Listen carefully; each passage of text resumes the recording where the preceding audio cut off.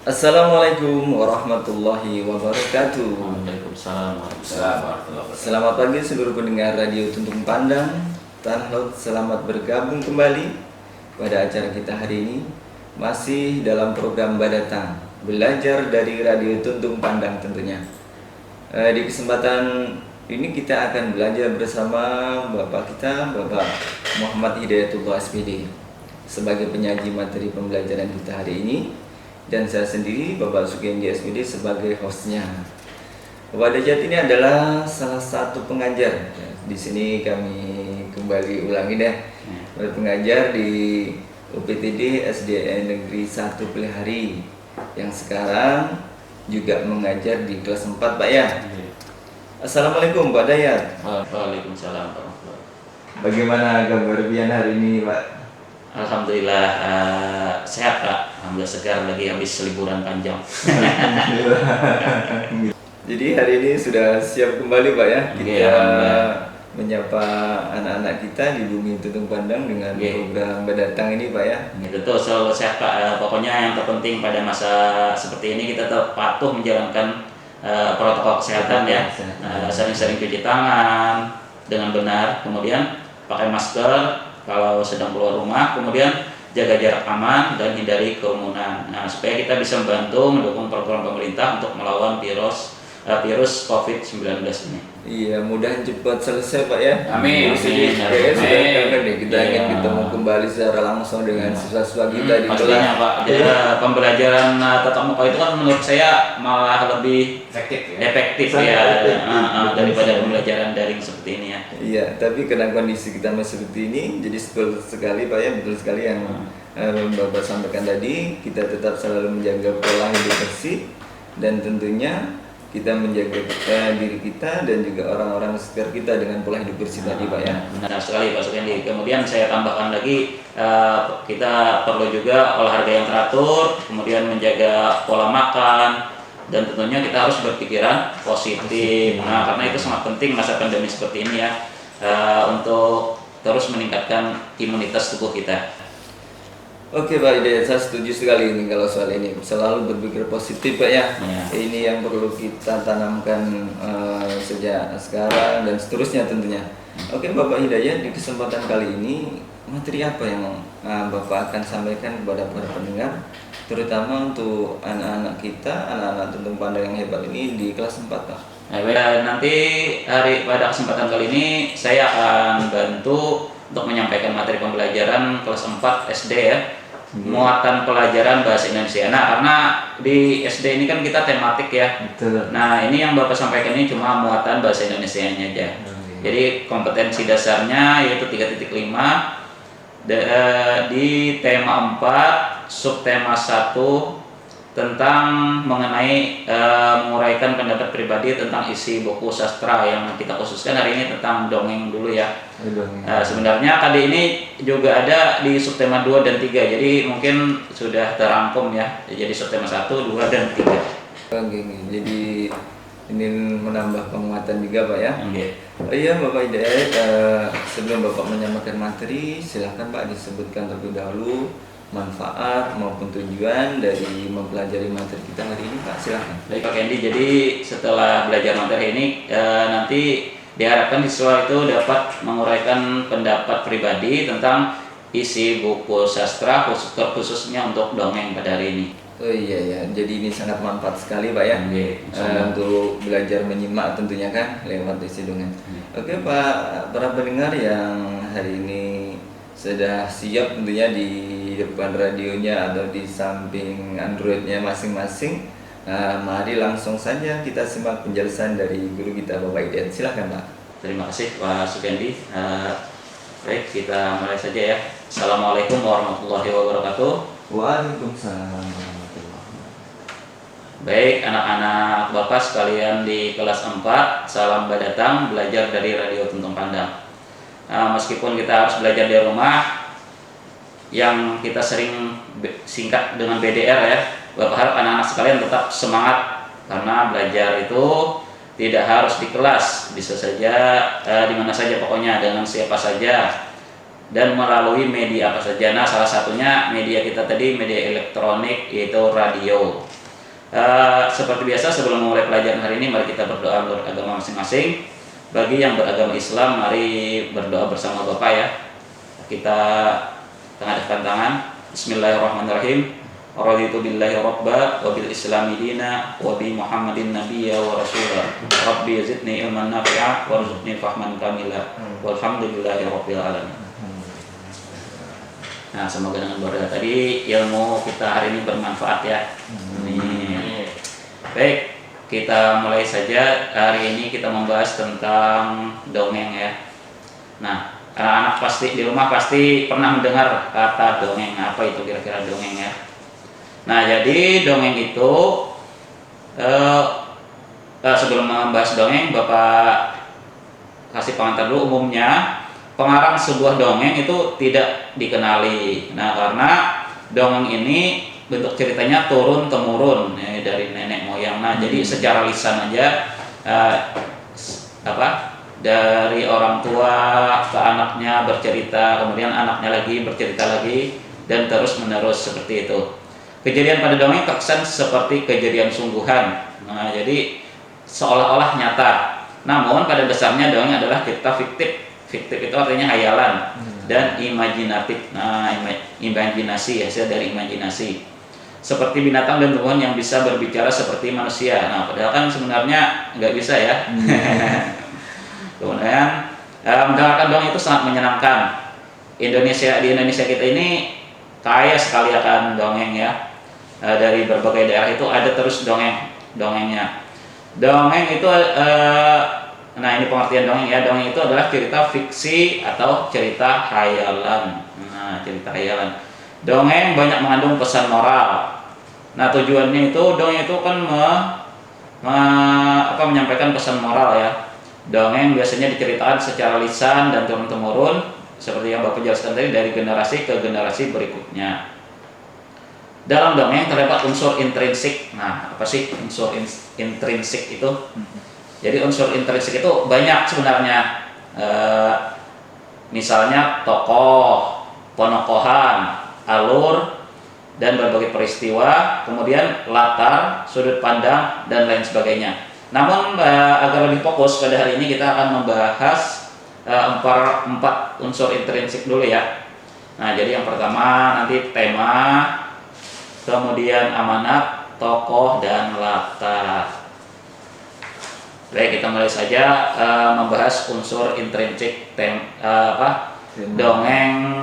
Yang pertama ya, yaitu tema. Tema apa sih itu tema? Tema itu adalah ide dasar, ide pokok atau gagasan yang menjiwai keseluruhan cerita. Misalnya nih ada cerita, mungkin anak sudah tahu cerita bawang merah dan bawang putih. Bawang merah sebagai tokoh antagonis ya. Kemudian antagonis atau ibaratnya itu yang bersifat jahat ya, kemudian dan bawang putih. Kemudian pada cerita atau dongeng itu temanya apa? Temanya keseluruhan adalah tentang penindasan ya. Nah, jadi kemudian yang kedua, unsur intrinsik yang kedua yaitu amanat. Nah, amanat yaitu pesan atau nasihat yang ingin disampaikan pengarang. Contohnya amanat pada dongeng Si Toba Gendit adalah sifat kikir dan pelit akan membawa petaka. Nah, jadi amanat ini adalah pesan yang ingin disampaikan ya pada pengarang. Jadi tujuannya untuk sebagai pembelajaran kita agar tidak mencontoh hal-hal yang tidak baik dan mengambil manfaat dari sebuah dongeng itu. Yang ketiga yaitu tokoh. Nah, tokoh ini adalah pelaku dalam sebuah cerita. Nah, siapa-siapa aja orangnya. Tokoh dalam cerita dibedakan jadi dua, ada tokoh utama, ada tokoh tambahan.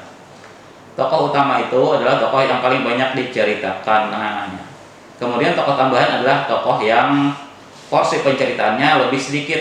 Misalnya nih, tokoh dongeng Si Toba Gendit, yaitu tentunya Nyi Bagendit. Kemudian ada lagi wataknya. Watak atau penokohan adalah karakter, sifat atau tokoh. Watak tokoh dapat dikenali melalui perkataan, perbuatan, pikiran, dan reaksi tokoh. Jadi kita misalnya membaca sebuah dongeng itu untuk mengetahui sifat tokoh itu kan tentunya kita melihat gambaran dari dongeng itu apa sih yang dilakukannya. Nah, itu menggambarkan wataknya. Kalau sering melakukan tindakan-tindakan yang tidak baik, itu pastinya wataknya jahat. Nah, kemudian dan lain sebagainya. Kemudian yang keempat yaitu latar ya. Nah, latar itu adalah tempat atau waktu kejadian. Latar ini ada dibedakan menjadi latar tempat dan latar waktu. Contohnya nih latar tempat. Nah, berarti kan menceritakan tentang tempat kejadian nih, misalnya di kantor. Nah, itu tempat kan. Kemudian di sawah dan di bukit. Selanjutnya kalau latar waktu itu menunjukkan waktu misalnya senja hari, siang hari, zaman perang dan musim hujan. Ini sebagai contoh ya, Bapak lihat kita ke buku tematik yang dari Kementerian Pendidikan dan Kebudayaan yang edisi revisi 2017 ya. Itu kalau kalian buka ada beberapa dongeng. Nah, namun Bapak ini mau membacakan satu dongeng di halaman 24 ya, yang berjudul Semut dan Belalang. Baik, langsung saja Bapak bacakan ya dongengnya. Judulnya Semut dan Belalang. Di tengah hutan, hiduplah seekor semut yang sangat rajin. Setiap hari, semut itu selalu bekerja mengumpulkan makanan dan menyimpannya di dalam lumbung. Teriknya matahari dan derasnya air hujan tidak mengurangi semangat sang semut untuk mengumpulkan makanan. Dengan bersusah payah, sang semut bekerja keras untuk membawa makanan, kemudian dikumpulkan dan disimpan di dalam lumbung rumahnya. Pada suatu hari, ketika sedang bekerja, sang semut bertemu dengan seekor belalang yang sedang asik berjemur sambil bermalas-malasan. "Hai Mut, kamu sedang apa?" tanya belalang. "Aku sedang mengumpulkan makanan untuk persiapan musim dingin," jawab semut. "Ah, buat apa kamu lakukannya sekarang? Musim dingin masih lama. Lebih baik kita bermalas-malasan dulu," kata belalang tadi. Sang semut tidak memperdulikan belalang. Ia tetap bekerja mengumpulkan makanan yang dijumpainya. Demikianlah sepanjang hari sang semut sibuk bekerja, sementara sang belalang bermalas-malasan. Akhirnya musim dingin tiba. Sang semut yang rajin itu duduk dengan nyaman di dalam rumahnya yang hangat. Ia menikmati makanan yang berlimpah. Belalang termenung sedih di rumahnya karena tidak memiliki makanan sedikit pun. Saat belalang hampir mati kelaparan, sang semut datang dan memberinya makanan. Sejak saat itu, sang belalang rajin bekerja mengumpulkan makanan seperti sang semut. Nah, akhirnya karena kejadian itu, belalang akhirnya mencontoh perbuatan si semut. Ya. Nah, baik, setelah mendengar dongeng tadi, mari sama-sama kita buat sebuah pendapat berdasarkan materi kita hari ini. Yang pertama tadi unsur intrinsik yang pertama tadi adalah tema ya.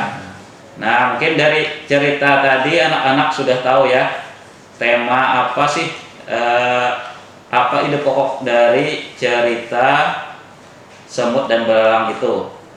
Nah, tentunya temanya adalah pelajaran hidup. Kemudian ada lagi unsur intrinsik kedua yaitu amanat. Nah, pesan apa sih dari kisah belalang dan semut itu yang ingin disampaikan penulis?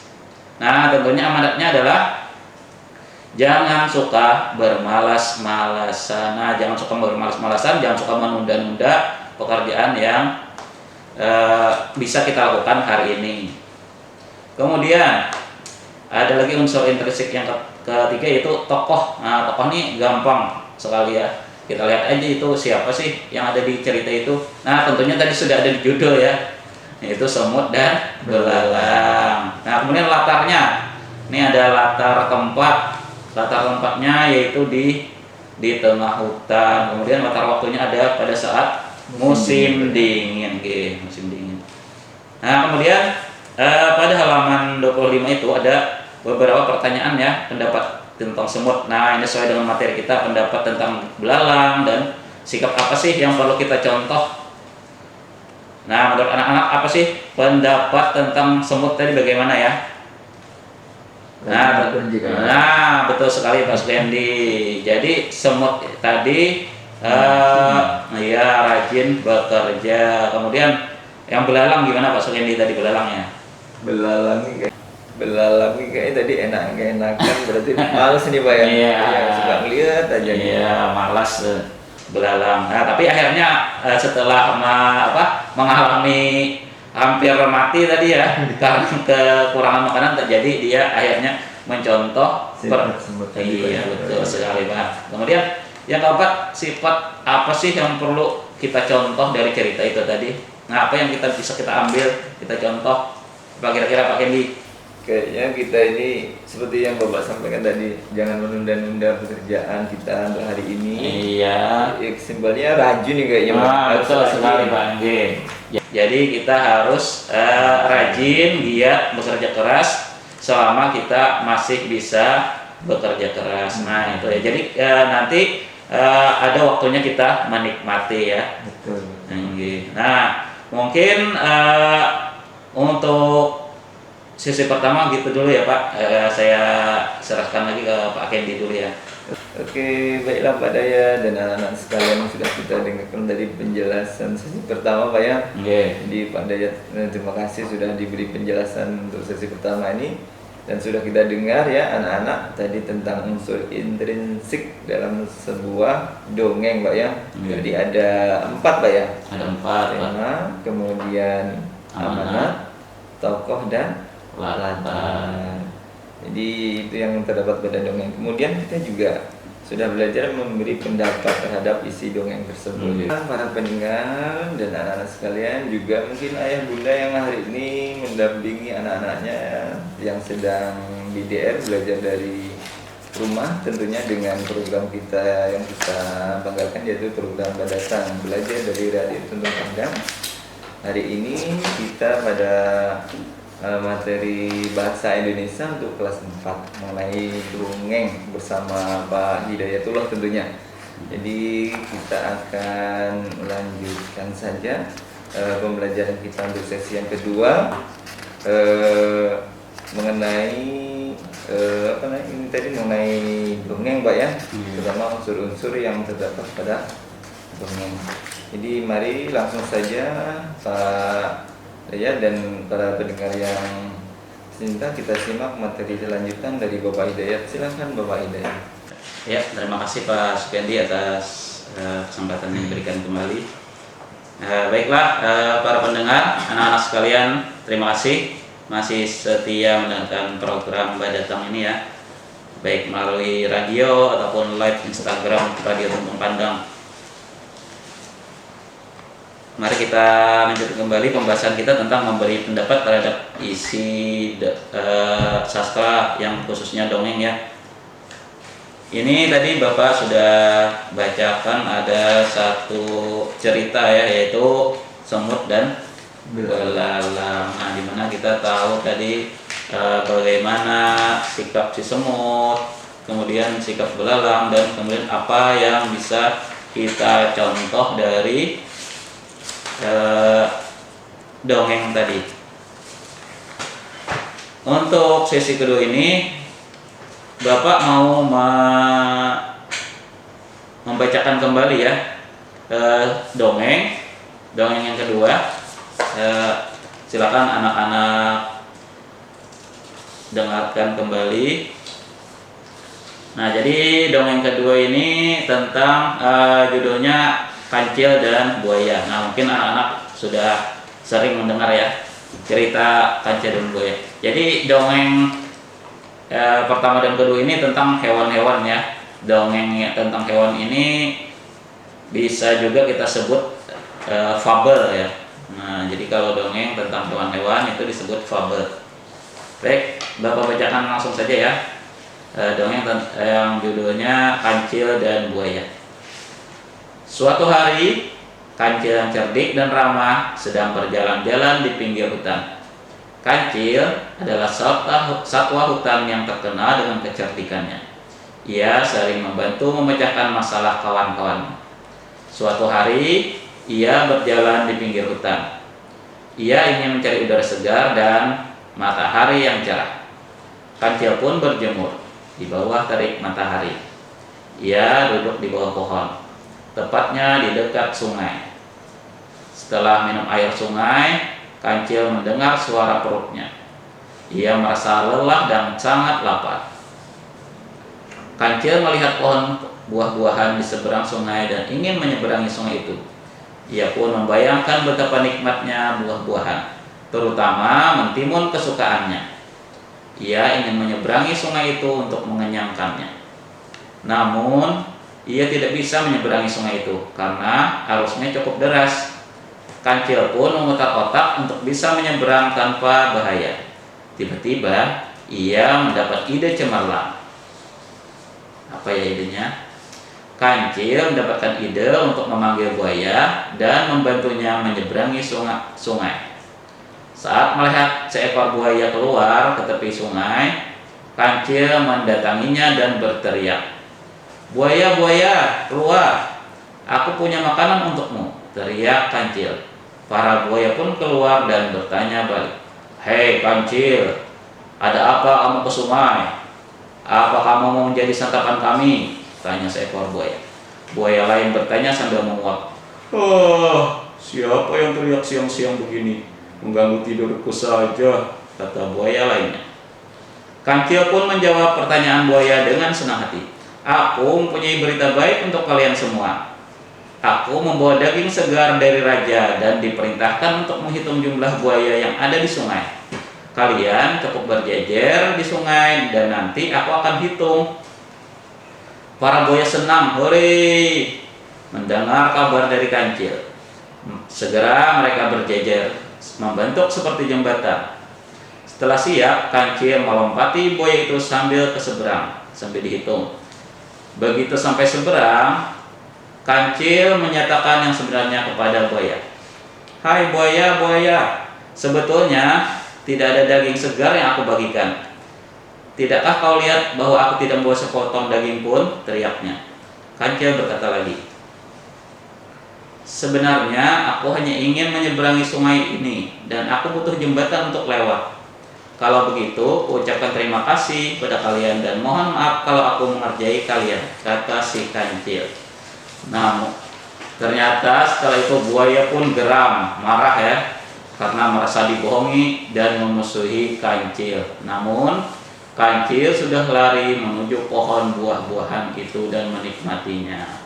Nah, begitu cerita atau dongeng tentang buaya dan Kancil. Mungkin anak-anak sudah sering mendengar ya. Jadi akal-akalan si Kancil ini pura-pura mau memberikan makanan daging segar kepada buaya. Nah, ternyata itu cuma akal-akalan si Kancil. Ya baik, kita kaitkan dongeng itu tadi dengan materi kita hari ini ya. Nah, kita analisis dulu, kita lihat dulu apa sih tema, amanat, tokoh dan latarnya. Nah, baik, anak-anak silakan sama-sama ya. Yang pertama tema. Nah, apa sih temanya? Kira-kira apa Pak Sukendi ya? Temanya kayaknya ini tentang kecerdikan Kancil ya Pak ya. Iya, tepat sekali Pak. Nah, jadi ini kisahnya tentang kecerdikan si Kancil untuk mendapatkan apa yang diinginkannya. Nah, kemudian yang kedua amanat. Nah, apa sih pesan yang bisa kita ambil dari cerita itu tadi? Kira-kira apa Pak? Jadi kalau menurut saya ini amanat atau pesan dari dongeng Kancil dan buaya tadi, bagaimana kita ini bisa menggunakan kecerdikan kita bahkan dalam situasi sulit ya. Sulit itu kita harus tetap mencari jalan keluarnya Ya, karena setiap sekali. masalah kayaknya pasti ada jalan keluarnya Pak, ya. Betul sekali. Ya. Nah, amanat yang ingin disampaikan penulis kepada pembaca melalui dongeng ini, jadi kita harus menggunakan kecerdikan. Jadi menggunakan berbagai macam cara ya kalau sedang dalam situasi sulit. Nah, karena itu tadi kata Pak Sukendi, karena setiap masalah itu pasti ada jalan keluarnya. Betul sekali Pak. Nah, kemudian yang ketiga, tokoh. Nah, Tokohnya perannya Pak ya? Iya, tokoh siapa-siapa aja yang ada di situ. Oke. Jadi tokohnya ini Kancil tentunya. Iya, betul. Kemudian bersama sang buaya. Nah, tepat Iya. sekali. Nah, jadi ada dua tokoh tadi dalam cerita kita tadi, dan judulnya juga pas ya. Iya. Pasti judul sudah ketahuan tokohnya. Tokohnya Kancil dan buaya. Kemudian ada lagi latar. Nah, jadi latarnya ada di mana ya? Latar tadi tempat Pak ya? Iya, latar tempat kejadian cerita Pak ya, atau dongeng ya. Jadi kayaknya tadi di Kancilnya mau nyebrang sungai, berarti di tepi sungai nih Pak. Iya. Betul sekali. Nah, jadi anak-anak kalau kita mau mencari latar itu mungkin harus kita baca semuanya dulu, atau kalau dibacakan ya harus didengarkan semuanya dulu. Dikira-kira di mana? Karena kadang tidak disebutkan secara jelas juga di mana tempatnya di sebuah dongeng itu. Nah, kemudian kita lanjutkan mengenai pendapat tadi. Pendapat tentang yang pertama tentang sikap si Kancil. Nah, bagaimana sih sikap si Kancil ini? Menurut Pak Kendi sendiri gimana ya? Jadi kalau kita ikuti dari dongeng tadi, pendapat kita ya Bapak tentang sikap si Kancil ini, dia ini seekor binatang yang cerdik nih Pak. Kancil nih. Betul sekali. Jadi pendapat si Kancil tentang si Kancil ini menurut Pak Sukendi adalah binatang yang cerdik ya. Betul sekali Pak. Jadi karena kan sudah terkenal ya si Kancil ini dengan kecerdikannya berdasarkan cerita berbagai dongeng tentang si Kancil. Iya. Kemudian yang kedua tadi pendapat tentang buaya. Nah, kalau buaya gimana sih? Iya. Nyebutlah kita simak tadi Pak ya dongengnya nih. Jadi pendapat tentang buaya nih, pendapat kita nih. Jadi buaya ini kayaknya begitu mendengar kabar yang akan mengenakan tuh, ini langsung saja diiyakan nih. Kayaknya dia tidak berpikir panjang atau tidak berpikir sebelum bertindak Pak. Ya yes saja nih. Nah, gitu. Baris langsung. Ini kakaknya saya dulu. Ini buayanya. Nah, betul sekali Pak Kendi. Nah, jadi buaya ini dalam cerita itu tadi terkesan terlalu tergesa-gesa ya, tidak memikirkan. Benar juga kata si Kancil, dia mau ngasih daging tapi kok nggak bawa daging. Seharusnya buaya melihat juga ya. Nah, begitu. Jadi pendapat tentang buaya tadi menurut Pak Sukendi ya belum tidak memikirkan ya sebelum bertindak ya. Baik. Kemudian dari cerita itu tadi, sikap apa sih yang perlu kita contoh? Nah, ini yang paling penting. Apa sih? Ini kan kayaknya kesimpulan yang mesti ditarik kita sama. Jadi menurut saya sikap yang perlu dicontohnya adalah bagaimana kita pertama nih tetap berpikir ya, bagaimana ketika menghadapi masalah tetap berpikir tenang. Iya. Kemudian kita yakin bahwasanya semua masalah pasti ada jalan keluarnya. Nah, tepat sekali lah, mantap jawaban bapaknya. Nah, jadi sikap yang perlu kita contoh tadi di sana, ketika ada kesulitan, tentunya kita harus tetap tenang Pak ya. Berpikir dengan tenang, karena semua masalah itu pasti ada jalan keluarnya. Nah, kemudian gimana? Mungkin anak-anak Bapak ada yang ditanyakan, boleh juga kita sambil komunikasi aja. Betul. Tentang memberikan pendapat ke sebuah karya sastra, khususnya kita hari ini tentang dongeng ya. Nah, jadi sambil kita nunggu, Bapak nanti akan cerita lagi ya. Nah, tapi ceritanya yang di buku aja, Bapak ambilkan di buku kita yang mungkin punya semuanya ya, buku dari Kementerian Pendidikan dan Kebudayaan yang edisi revisi 2017. Nah, nanti yang mana yang Bapak bacakan nanti akan kita lanjutkan lagi pada sesi break selanjutnya. Baik anak-anak sekalian yang hari ini sudah stay tentunya ya di rumahnya, siap-siap nih kita akan lanjutkan ke sesi ketiga. Tentunya kita dengarkan lagi satu dongeng dari Bapak Hidayat kita. Kira-kira apa ya dongengnya? Mungkin Bapak juga penasaran nih. Mari langsung saja kita simak kelanjutan materi dari Pak Hidayat. Silakan Pak. Baik, terima kasih Pak Sukyandina. Jadi terima kasih anak-anak sekalian, khususnya anak-anak kelas 4 untuk tetap bersama kita di program Badatang ya. Nah, tadi sudah Bapak jelaskan tentang bagaimana cara untuk memberikan pendapat tentang sebuah karya sastra, khususnya pada materi kita hari ini tentang dongeng ya. Kemudian unsur-unsur intrinsik pada dongeng yang kita bahas di sini 4 dulu ya. Yang pertama tema, amanat, tokoh, dan latar. Baik. Tadi Bapak bilang sebelum break kita akan melanjutkan di sesi ketiga ini membacakan dongeng kembali ya. Nah baik, jadi dongeng yang akan Bapak bacakan ini judulnya Taman Bermain yang Hilang. Nah jadi kalau tadi kan ada kelihatan sudah tokohnya pada judul. Nah kalau yang ini tidak kelihatan nih, jadi harus disimak baik-baik ya.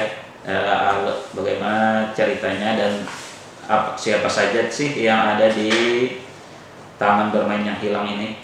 Baik, judulnya Taman Bermain yang Hilang. Langsung saja Bapak bacakan. Malam hari merupakan malam yang ditunggu oleh Upi, kepiting kecil.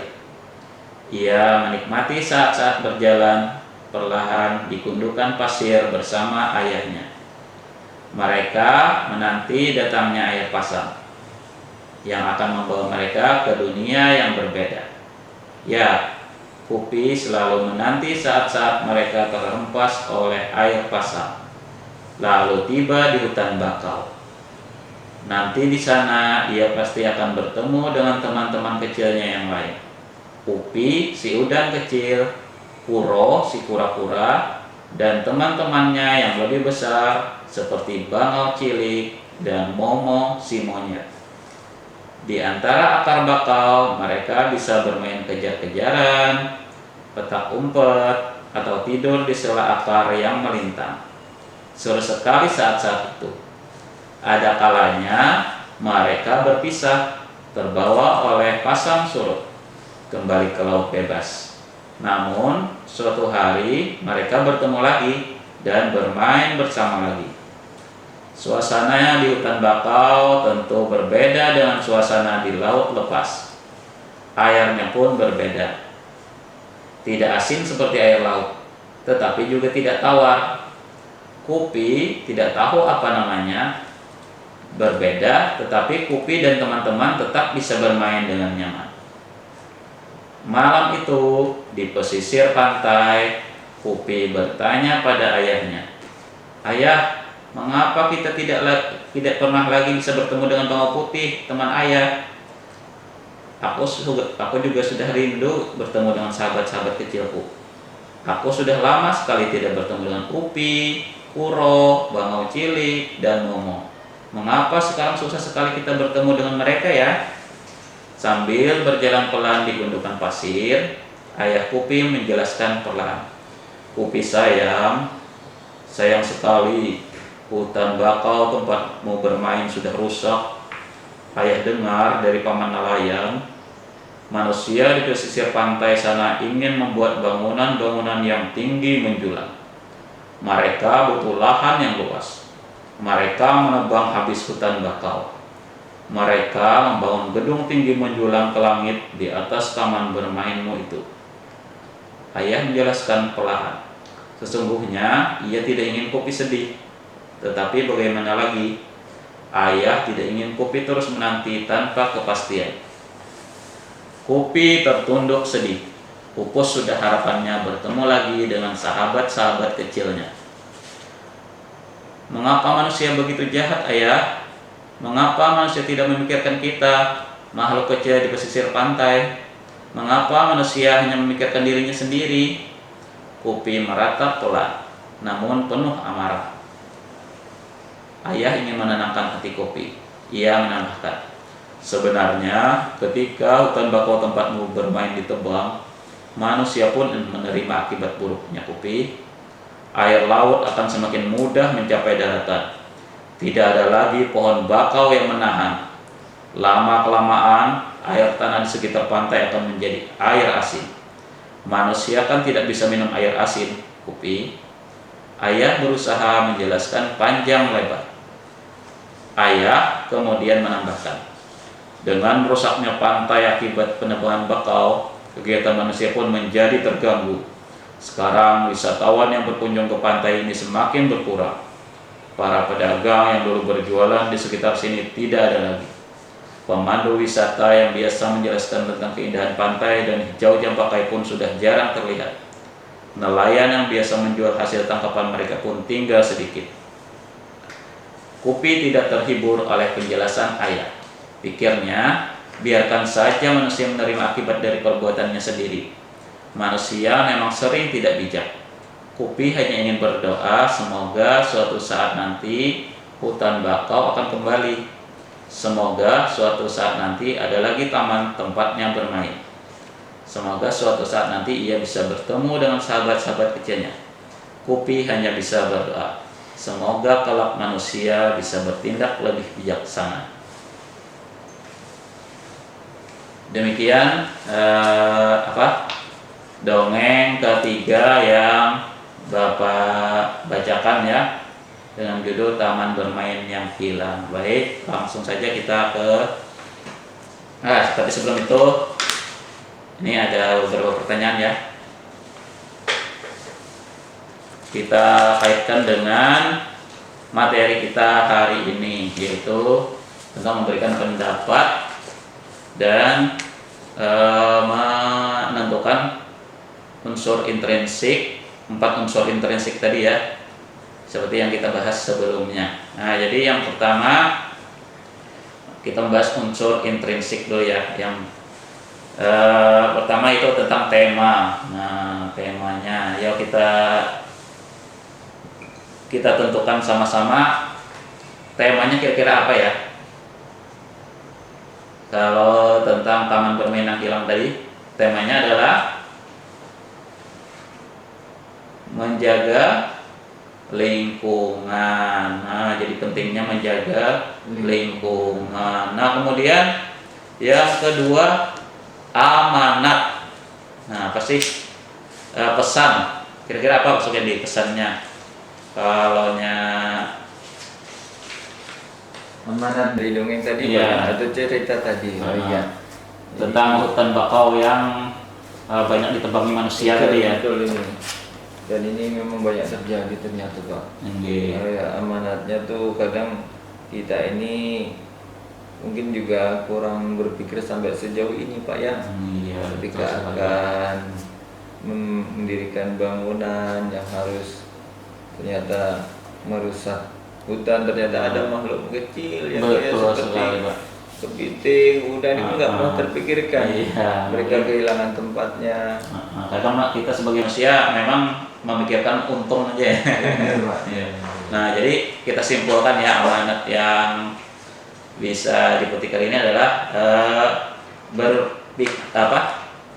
berpikirlah sebelum melakukan sesuatu. Nah, kurang lebih seperti tadi. Nah, ini pesannya. Jadi supaya agar manusia-manusia itu juga memikirkan dampak dari penebangan hutan, terutama dalam cerita ini tadi hutan bakau ya. Kemudian tokohnya. Nah, ada tokohnya. Tokohnya yang pertama tadi ada si Kupi Pak ya. Kupi ya, ada si Kupi. Kemudian ayahnya. Nah, itu adalah tokoh utama. Kemudian ada tokoh tambahan ya, seperti teman-temannya tadi. Ada si Bangau Putih, ada Kuro, Momo, Iya betul. Kecil. Aduh. Itu tapi porsinya sedikit ya, makanya dia tokohnya tokoh tambahan aja.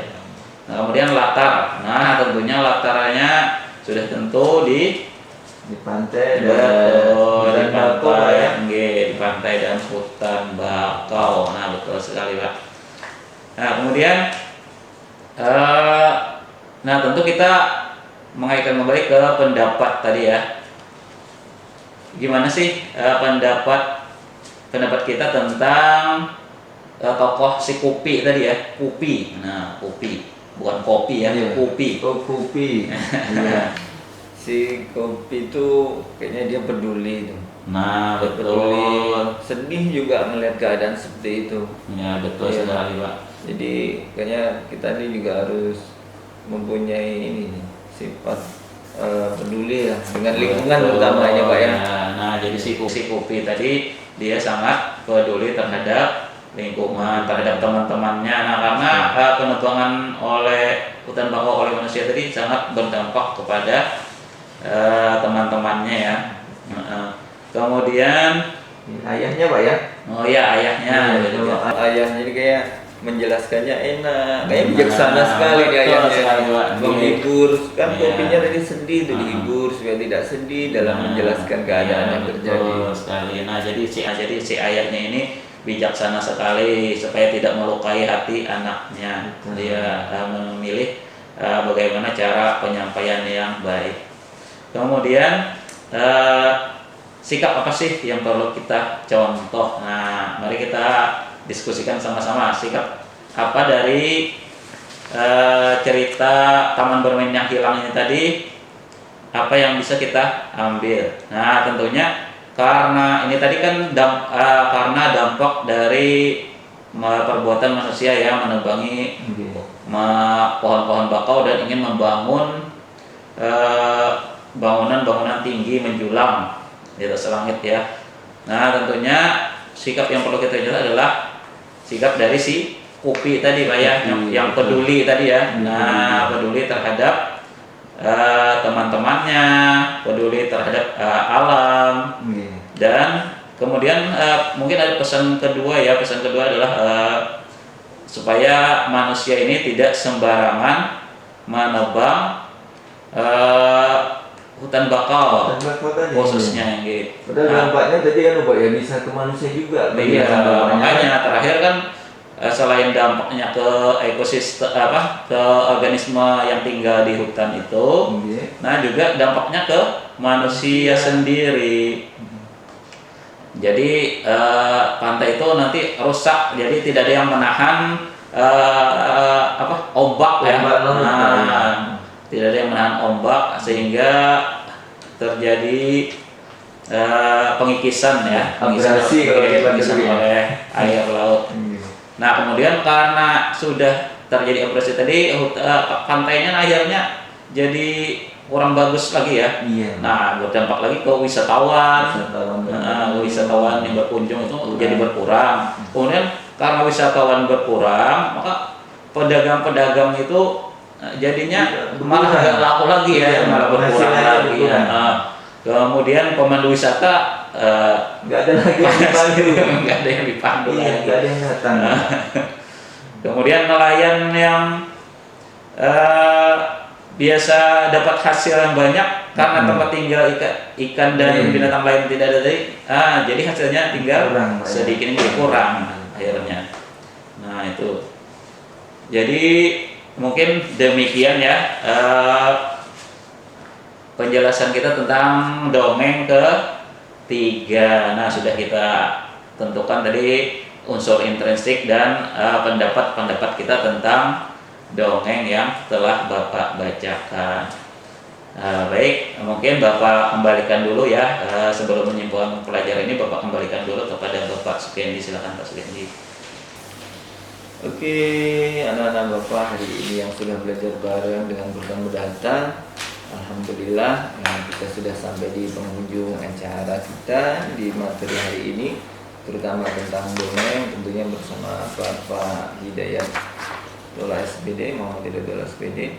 Dan hari ini tentunya untuk terkhusus anak-anak kelas 4, tapi ya untuk kelas 5 dan 6 pun tidak mengapa karena programnya juga materinya sangat berkaitan sekali. Jadi di terakhir mungkin nanti ada kesimpulan Pak ya dari Bapak Hidayat. Silakan Pak disimpulkan hasil belajar bersama kita. Baik, terima kasih. Kesimpulan, jadi langsung saja ya kesimpulan pada hari ini yang bisa kita ambil dari tujuan pembelajaran kita hari ini, yaitu mengemukakan pendapat pribadi tentang isi buku sastra terutama dongeng ya.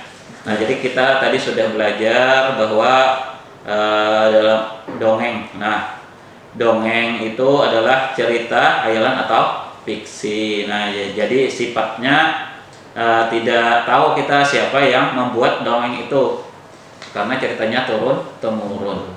Kemudian dalam dongeng tadi ada beberapa unsur intrinsik ya, namun yang kita bahas hari ini kita fokuskan ke 4 dulu ya, yaitu yang pertama tema, kemudian yang kedua amanat, yang ketiga tokoh, yang keempat latar. Tema tadi yaitu ide dasar atau gagasan yang menjiwai keseluruhan cerita. Kemudian amanat. Nah, amanat ini seperti kita tahu pesan atau nasihat yang ingin disampaikan pengarang ya ke pembaca. Kemudian yang ketiga yaitu tokoh. Tokoh ini adalah pelaku dalam sebuah dongeng atau cerita. Nah, kemudian yang keempat adalah latar. Latar ini ada latar tempat dan latar waktu. Kemudian selanjutnya untuk menguraikan pendapat, tadi kita sudah mendengarkan 3 dongeng ya, dan kita sudah mengumpulkan beberapa pendapat tentang bagaimana sikap tokoh pada dongeng, kemudian bagaimana apa yang bisa kita pelajari, bisa kita ambil dari dongeng-dongeng yang sudah Bapak bacakan tadi ya, mungkin itu ya. Jadi bisa saja kita asal menyimak dengan baik, begitu membaca atau mendengar, maka kita tentunya bisa memberikan pendapat pribadi tentang isi dongeng yang didengarkan atau dibaca. Mungkin demikian Pak Sukendi kesimpulan dari saya, semoga bermanfaat ya bagi anak-anak sekalian hari ini. Terima kasih atas perhatiannya. Bapak kembalikan lagi ke Bapak Sukendi. Oke, terima kasih banyak Bapak Hidayatullah SPD. Alhamdulillah anak sekalian, hari ini sampai kita di penutup acara, kita sudah belajar bersama. Baiklah para pendengar sekalian, semoga pembelajaran kita hari ini bermanfaat. Amin. Kami berdua memohon izin undur diri sambil bertemu kembali di acara mendatang untuk muatan-muatan selanjutnya. Insya Allah kita akan bertemu kembali Pak ya. Iya, kami akhiri dengan Assalamualaikum warahmatullahi wabarakatuh. Waalaikumsalam warahmatullahi wabarakatuh. Luar biasa.